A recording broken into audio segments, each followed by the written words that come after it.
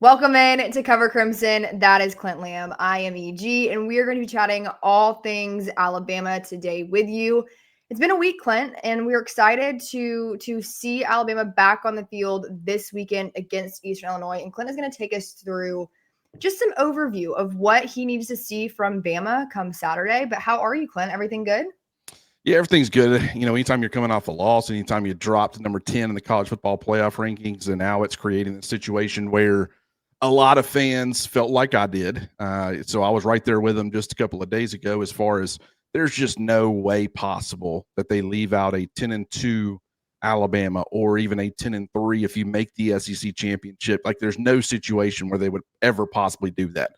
And then you actually start crunching the numbers on some of these scenarios, and it's like, man, I mean, the fact that they put Notre Dame ahead of Alabama, there's nothing that would really cause Notre Dame to fall behind Alabama moving forward because of Alabama's opponents. You got Eastern Illinois, you got Auburn, who would be 5-7 if you beat Auburn. Obviously Notre Dame's not really playing anybody. They're playing Syracuse, they're playing Stanford, but I think that, there's just nothing really. I mean, how much would the committee value Alabama going on the road to Jordan-Hare Stadium, beating a 5-7 Auburn team, even if they do it pretty handedly? Granted, Alabama fans understand how difficult that is, but this committee doesn't seem to understand the nuances of some of these things that the average college football fan do. So I don't know if they would get a whole lot of credit for that. And then you start thinking, okay, so if they don't move ahead of Notre Dame and BYU beats Texas Tech, what does that mean as far as Alabama's playoff spot sitting there at number 10? Because there's already two guaranteed spots, more than likely the ACC champion at 11, the group of 5 champion at 12.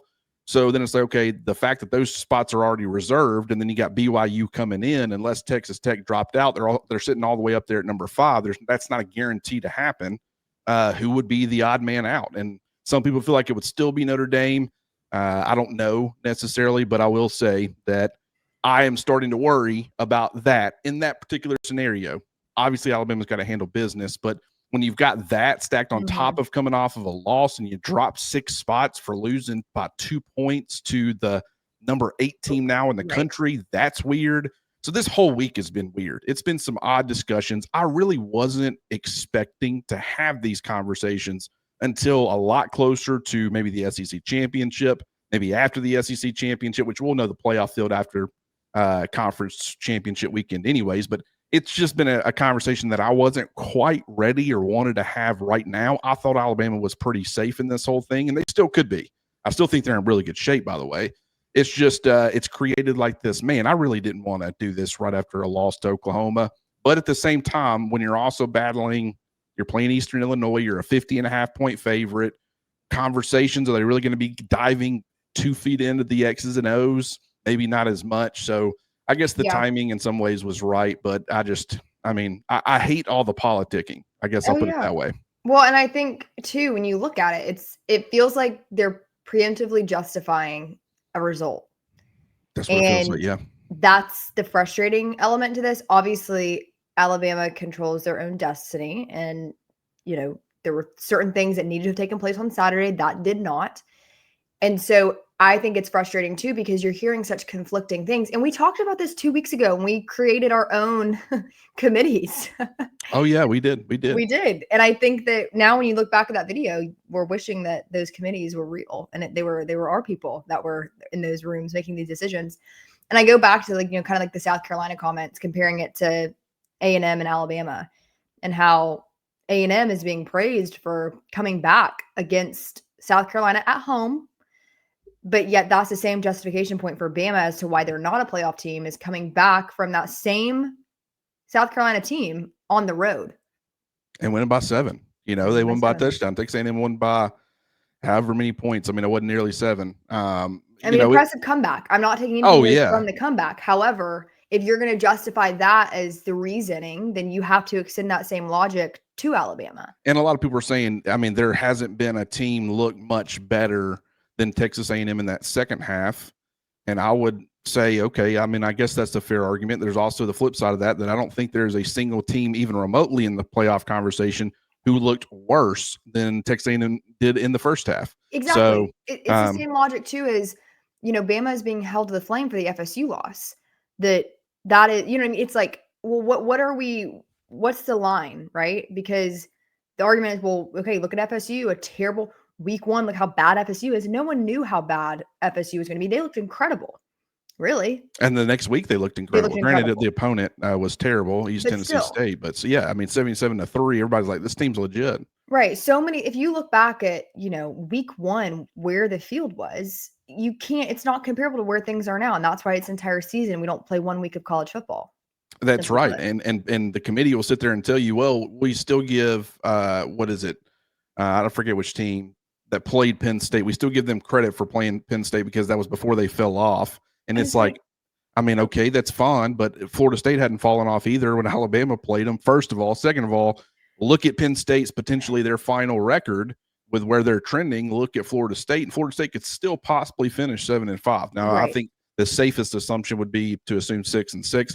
Yet again, another 6-6 team kind of causing Alabama trouble as far as the college football playoff committee. Second year in a row, you don't want to see that. But at the same time, it's just a lot of inconsistency. Is a great word. Because people will look at Miami and the Notre Dame situation, and they're saying, well, I mean, that was way back at the beginning of the season. And it's like, okay, so Florida State week one, like, and you can find in what you're saying, and it's what I 100% agree. There's a predetermined conclusion, and then once they've determined what they want that to be, then they find everything that they possibly can to justify it, including a very foolish, very ignorant, let's talk about rushing stats, which is one of I've heard some crazy things. Wild. This whole thing, and granted, me and Jimmy went off for an hour talking about this yesterday. It obviously is a massive conversation right now. It's unfortunate because that, on top of the fact that it's Eastern Illinois, this is going to dominate a lot of this week's conversation. And really, I'm one of those where people start talking about transfer portal. I'll talk about the additions and the subtractions, but as far as changes and massive differences, as far as rule changes and stuff, I'm an X's and O's guy. I like talking about the product on the field, the players, how they fit in. And so I've always hated talking about this kind of stuff. But at the same time, you have to now, and I'm going to go to bat for the SEC and for Alabama because, I mean, people down here, they understand it, and they don't always have a voice to go to war. So I definitely am willing to do that because I believe 110% that what the SEC goes through on a week in, week out basis is different than any other conference in college football, including the Big Ten. So, and something real quick, and we're going to get into all what, the things I want to see. There's a lot to talk about on that front. And there's going to be some interesting stuff to kind of go through, but one of the things that I've mentioned it multiple times this week, but just something to get your thoughts on. One of the things we don't realize with Ty is that Julian Sayin, Fernando Mendoza, a lot of these other quarterbacks, they don't have the week in, week out grind. We understand that from a team perspective. You can talk about Indiana and Ohio State and then compare it to Alabama, and we talk about that week-to-week grind that the SEC deals with. But that is also for Ty Simpson. Julian Sayin is to go out there against a Purdue or a Rutgers or somebody, throw for 350 yards, 4 touchdowns, have 2 incompletions, really get us, if he's playing okay, if things are starting to not go great because he's playing a pretty good opponent, we'll just wait until next week and he'll get his confidence right back. Every week, Ty's having to bring his A game. And so when he doesn't play maybe as well because he's facing an elite defense, he doesn't get this chance to go say, hey, go get your mind right. Like this weekend is a potential, go get your mind right, go sling the football around, get that swagger, that confidence back, which is one of the things I want to see, by the way. But it is just interesting because that I think that when you're trying to compare quarterbacks, that's something that you have to keep in mind. Ty's got to bring it each and every week. These other quarterbacks, not necessarily. I think too, and I want to make sure we're clear on this. We're not saying that they're not having to work hard. We're not saying that they are not talented.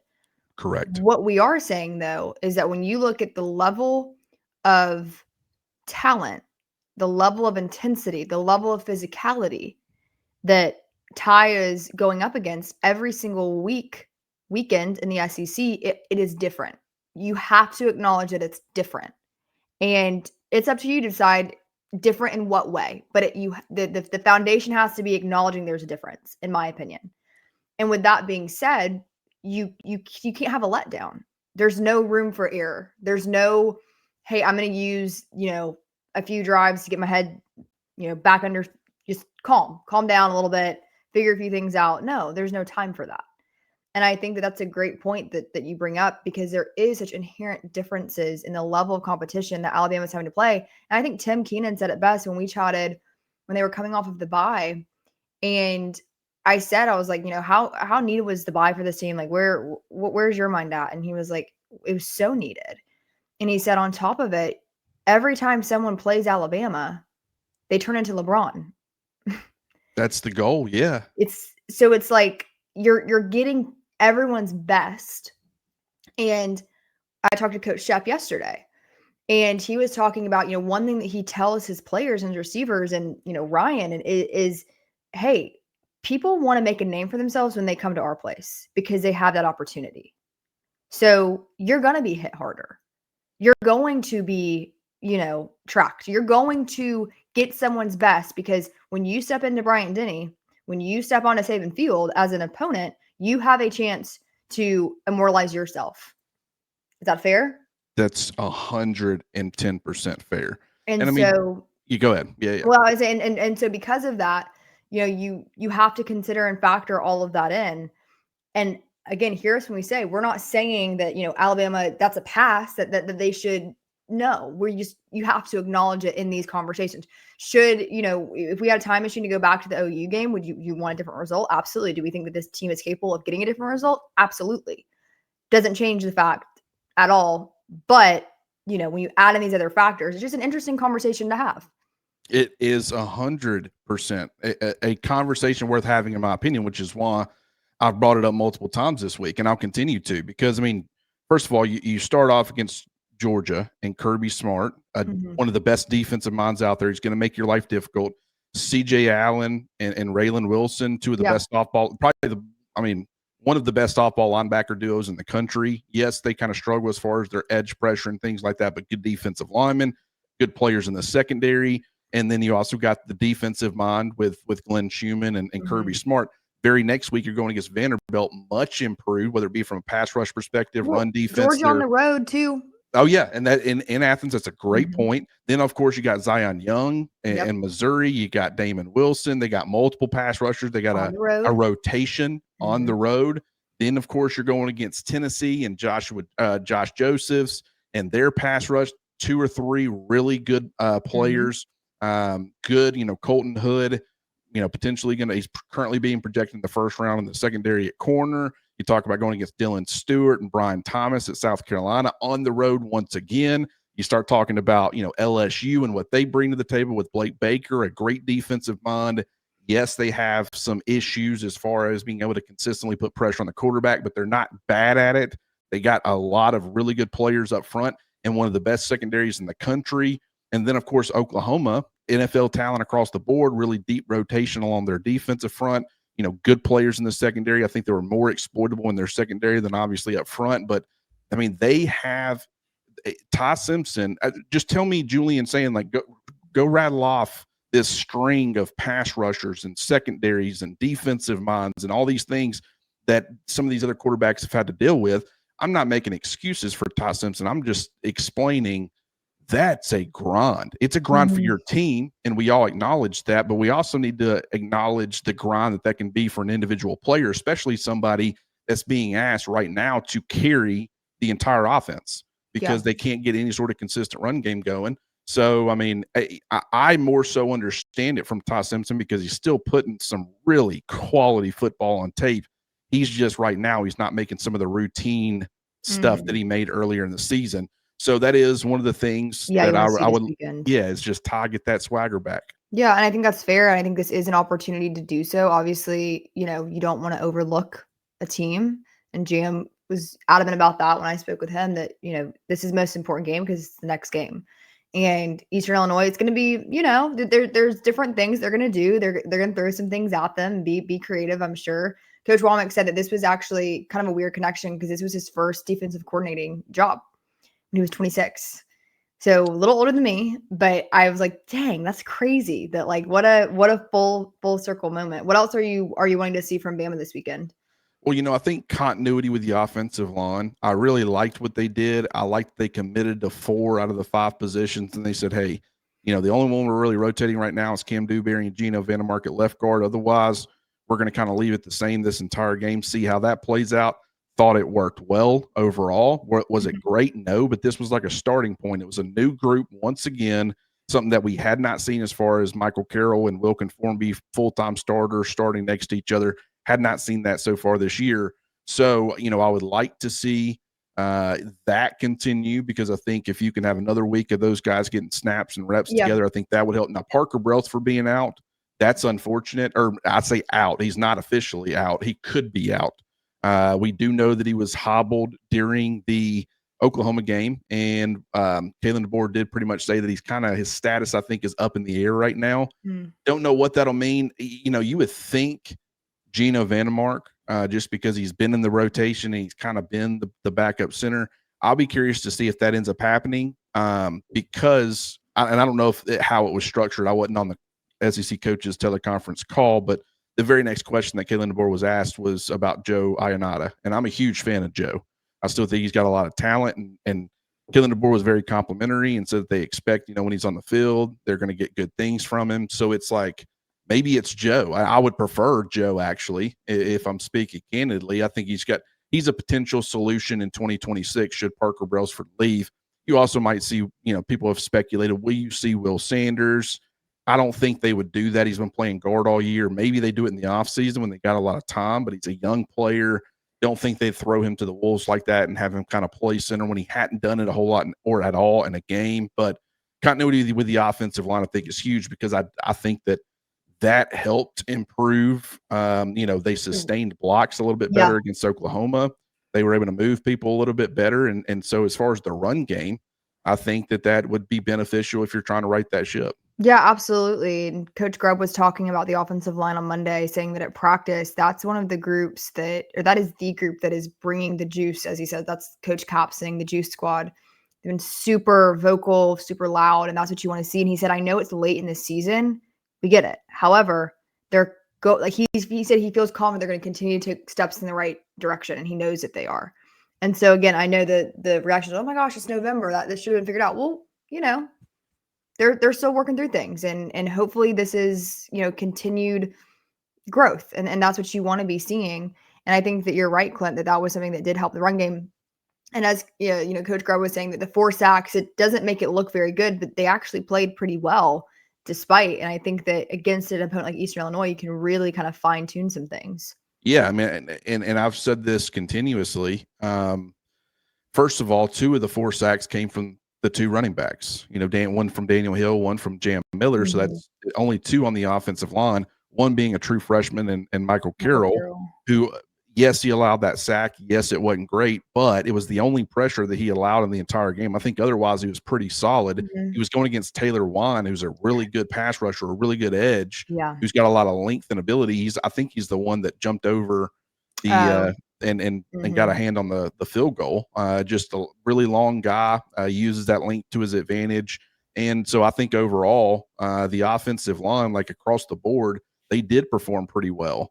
And, really a lot of the pressure that Oklahoma was able to put on Alabama, I think only 5 pressures came from their defensive front. We talked about that I think on Sunday.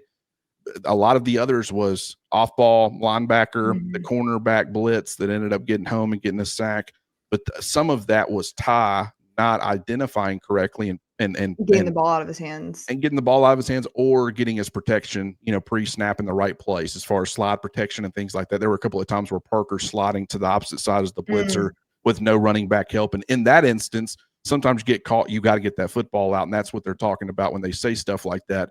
But I think the offensive line overall, it performed as well as it has in a while. And I thought that was really encouraging. I understand they didn't have R. Mason Thomas, but they had 2 deep bare minimum really at all 4 spots. And I think they could even go a little bit deeper than that, but they got 4 really, really good players on the interior. And the fact that the interior was so clean for a majority of the game where Ty Simpson could step up in the pocket, I thought that was really encouraging. So the offensive line right now, obviously that's a major factor. And the fact that they're able to run the football a little bit better, or seem to, I think that bodes well, moving forward. What about defensively?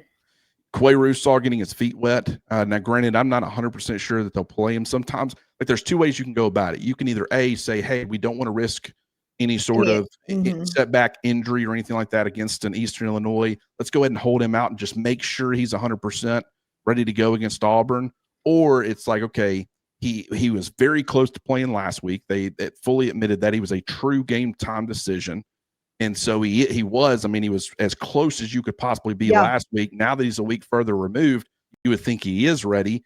I personally would take the approach of let's go ahead and get his feet wet. Let's get him out there, get him some snaps, let him knock some of that rust off his pads. And that way, when, they go to Auburn, he's a little bit more ready to go on that front. He's not having to knock the rust off against them. That would be my approach. So I'd like to see him get his feet wet. I want to see what that looks like as far as the rotation and the usage between him and Yanze. That's going to be fascinating to watch. It's going to be so interesting. I mean, I think that's something that I just have loved seeing Yanze's growth. And that's something that obviously was unexpected and took a bad situation and turned into a good. And now you have this depth that this time of year, that is exactly what you want. So I don't know, I'm like giddy because I'm like, this is going to be so interesting to see how they're both utilized. I feel like they're going to be so lethal. Well, and I love what Justin Hill is going to be. I think Noah Carter has provided some good snaps at times. I think they're both still really inconsistent. And that's going to come. Like, look at Yanze. Yanze was very inconsistent until all of a sudden he wasn't. And that was this season. So I still fully believe in both of those players. I'm really excited about their future. But imagine going from, okay, we either leave Yanze out there for a majority of this game and have him play a ton of snaps, or there is this pretty significant drop-off as far as consistently doing your job on a snap-in, snap-out basis and being able to make an impact. I think Justin Hill, sometimes when he's out there, I mean, I think he's doing great 90% of the time, but 10%, of his snaps and stuff, I'm looking at him, I'm saying he kind of looks like his head's spinning a little bit, which is completely understandable for being a true freshman. Getting a guy like Quay back and having a rotation there of you're going to get steady, strong, quality play at that Wolf position that is such a versatile chess piece position in Kane Wommack's defense, that's huge. And you can do even more with Quay than you can do with Yanze. Yanze, with what Yanze does well, he's way better at it than Quay. As far as getting after the quarterback, I think as far as, setting an edge, he's not as good as Quay in my opinion, but he's really close. I think he's made tremendous improvement on that front. But as far as being able to, drop into coverage and stuff, I think having that ability with Quay and being able to kind of keep offensive lines guessing, is the Wolf coming? Is he dropping? And being able to actually make an impact as a dropper, I think is pretty critical. So just being able to get Quay Russaw back, get his feet wet, I think that would be huge. I personally, we talk about Justin Hill and Noah Carter. I want to see them to continue to get snaps. I think it's important for their development, and they've been putting some pretty good stuff on tape. We talk about Ty Simpson and a confidence-building performance. You can put Justin Hill out there as a true freshman, and I just think that he's got just way more talent than the people he's going to be going against. Maybe you get some impactful plays from him and really start to get his confidence going. I think that would be beneficial. Keon Keeley and Cavante Henry, I think getting both of those guys pretty extensive snaps, because what I'm not doing here, and we will talk about it in a second, but there are certain players that's like, if Alabama handles business like it should against Eastern Illinois, these are guys that I kind of want to see. That's not the type of players I'm talking about right now. I'm talking about guys that are already in the rotation, but this is a chance for them to get more extensive snaps and get production from those positions. And it's not like you're just conceding and putting in true freshmen just to get them reps and stuff because you think you're going to blow them out. I just think upping their level as far as their usage in this type of game, it can be beneficial as far as down the road, meaning even as soon as next week. So these are the type of players that I'm really looking forward to seeing maybe gets a little bit more extensive work. 1 p.m. kick.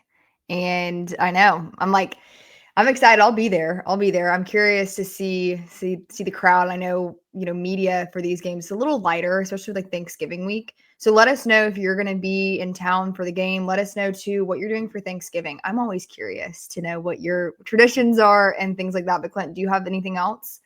Just, if they handle business, everybody, I'm sure if you went down a list, I mean, Keelan Russell, A.K. Deere, Jackson Lloyd would definitely be one that I would love to see get, some pretty extensive action. Mal Waldrop is one, an underrated one in my opinion that I would love to see him get some snaps, whether it be at center, guard, or maybe even tackle.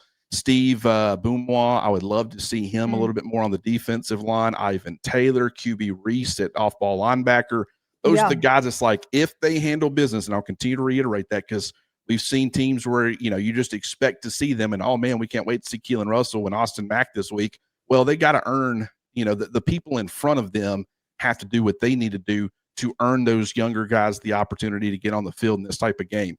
If they can do that, those are some players that really stand out to me that I would love to see how they're progressing because I think they got a really bright future in Tuscaloosa. This was kind of a week where, as Coach Saban said, y'all don't remember Georgia Southern, do you? That's right. When he was asked about if we were going to see younger players and things like that. Obviously, I've talked about that quote, Georgia Southern grad, group of 5 product. And we love that quote. We have it on the t-shirts. We have it in the buildings. That's our claim to fame. And I don't think Eastern Illinois runs the triple option. Georgia Southern doesn't anymore. I think, who are we down to running it? The military schools. Yeah, pretty much. I mean, Georgia Tech doesn't either. No. They've moved past it. But yeah, no, this is, keep in mind, y'all don't remember Georgia Southern, do you? I don't think that that's going to be necessarily an issue come this weekend, but, I'm excited. And I think that, the energy from what I've heard at practice was great. And I think, I asked Coach DeBoer on Monday, I said, how thin is the margin between teams that use a loss to get better and those that let it define them? And why has this team found themselves on the right side of that already this season? And he talked about, the effort, the energy. And he said, this week is all about controlling what we can control. And that is our mindset, our attitude, and our eventual effort. And I think that, it's evident that has been the case. And, we're wrapping up the regular season. There's a lot of questions. There's a lot more questions than answers right now. And that's frustrating, but we're here to chat about all of it. And so we love to have you on Cover Crimson. Catch up on the past shows this week. I mean, Clint and Jimmy do such a great job. If you're on your way to work, coming back from work, and you kind of want to hear more in depth about what the playoff committee has said and just kind of some different odds and ends, we quite literally try and have it all for you guys, and we enjoy doing it. So keep that in mind. Clint, any final thoughts before we let them go? No, I'm looking forward to this weekend. Bad taste in everybody's mouths after the Oklahoma loss. I think that the players are feeling that. The coaching staff is feeling that. And I thought they did a really good job of bouncing back, despite playing Louisiana Monroe the following week after losing to FSU. Looked a little different. And Louisiana Monroe is a little bit different of a team than Eastern Illinois, but fully would expect them to get their minds right and get things back on track ahead of, a road trip to Auburn. Yeah, and little inside baseball here. I was trying to get on the sidelines for this game as a sideline reporter. I know, and it was just a little too late. So I unfortunately will still be at the game, but I was hoping that you guys would all turn on the TV and you'd be like, that's our girl. And so no, I'm excited, but they unfortunately had already scheduled someone else for the game because this is an SEC Plus game. That's an important factor of all this. When you guys go to watch it, I know there are so many different ways to get different games and streaming. It's going to be ESPN Plus, SEC Plus. So it's not on linear TV. So you'll go to your app or however you get ESPN. I know the YouTube TV thing has now been settled. And so that's a good thing for a lot of you guys. But keep in mind, it is on SEC Plus. And we will have post game as normal. So make sure that you guys are joining us there. And this will be me and Clint's third week of the Sunday show. And we will keep you guys updated on what the schedule is. Obviously, next week is Thanksgiving and then the Iron Bowl. So we'll have a ton of content for you guys. Think of us as your family for Thanksgiving week. We'll be in your homes and invite us in for some turkey. We won't turn it down. I mean, if anybody was going to turn it down, it would be EG and not me. Okay. I love like buffet food, if you will. So I do love Thanksgiving food. I'm not the biggest turkey fan. I'm going to be honest. I think it's like, that's not the start of the show for me on Thanksgiving. So what's the start of the show? I would say deviled eggs. Yep. Yeah, I mean, I like it. My dad loves deviled eggs. I do too. Me and your dad would get along. They're good, but for me, I'm going more mashed potatoes. Yeah, okay, that's my favorite. Yeah, it's my favorite thing on the planet. To be honest, I love mashed potatoes. I can mix anything with mashed potatoes. Butter beans, big fan of butter beans. That's my favorite. One of my favorite foods. Is that on Harry Potter? I feel like that's on Harry Potter. No, those are Birdie Bot's every flavor beans. Oh, okay. Well, I thought we just called them butter beans for short. Okay, I don't think I've ever had butter beans, to be honest. They're lima beans. They're what? Lima beans. Oh, I can't stand. That's all that is. It's the same thing. Yeah, it's the same thing. Sorry. Such a bland taste. And then my mom makes, this is kind of a weird little dish, but it's this like it's y'all gonna be like, this is not Thanksgiving, but it's this pasta. No, it's not pasta. It's like rice pilaf orzo with pomegranate, um, pecans. I say pecans too. I know that you guys are all in the comments right now. As soon as you said it, I was like, oh boy, bet she yourself. corrects this. I say pecan. I'm from Atlanta. Also, someone I saw a comment, and typically I don't read the comments, but someone was like, "You're not from the South." I'm from Atlanta. I don't think I have an accent, a Southern accent. No, you don't at all. I No. very much have a Southern accent. You do. But I am from Atlanta, so don't. And I'm very proud to be from the great state of Georgia. But with that all being said, it's this harvest rice dish with celery. It's so good. I mean, I wish you guys could try it, but she only makes it for Thanksgiving because pomegranates are in season. In case you didn't know. Oh yeah, good point. So it's we get off on tangents when you joined. I mean, as soon as we started, you had to bring up the turkey thing, and I was like, I know that I would not turn down, even if I just had a full meal. If you offered me Thanksgiving turkey, I would say we're finding some room. Okay, I'm going to be miserable. Well, now, granted, I'm not like that. I wouldn't say I love turkey. Don't get me wrong. It's just that the fact that this is special times out of the year, and I know that it only comes around once or twice a year. So, I love dressing.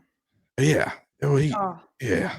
Good. So, good. Some people, I'm okay. Just glad you didn't say stuffing. No, stuffing is way different. Stuffing is dry. It's crumbly. Dressing is like the casserole. Like, there's some stuffing out fans that are offended by what we're saying, but dressing is where it's at. Much. Just kidding. We love you. Dressing is where it's at. That's all I'm gonna say. Yeah, appreciate everybody for tuning in. This has been. I love how we wrapped it up, and we'll do it again next week too. No, not on Thanksgiving. We'll be back, guys. Don't worry. We'll still be here. If you guys could hear some of the conversations that we have, like I wish we could like bring you behind at times because we have a lot of fun. All to say, Clint, they need to be wearing Rowback if you're gonna be in our family. That's kind of like our dress code.